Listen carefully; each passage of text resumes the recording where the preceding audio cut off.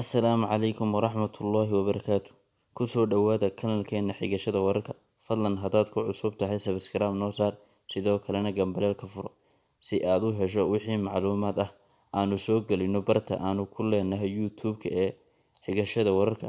Haddaba caawa waxaanu idiin haynaa muuqaal ku saabsan Hodan Cabdiraxmaan iyo Mursal Muuse oo soo bandhigay muuqaal romantic ah. Sida muuqaalkan fiidiyowga ah aad hoos ku wada arki doontaan, waa fanaanada Hodan Cabdiraxmaan iyo saygeeda fanaan Mursal Muuse Cumar oo dhaansi waali ah soo bandhigay.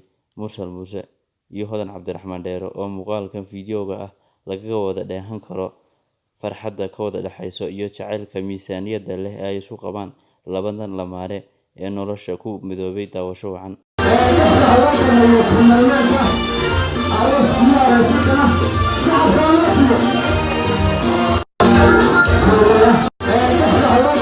Finalmente, a los ciudadanos,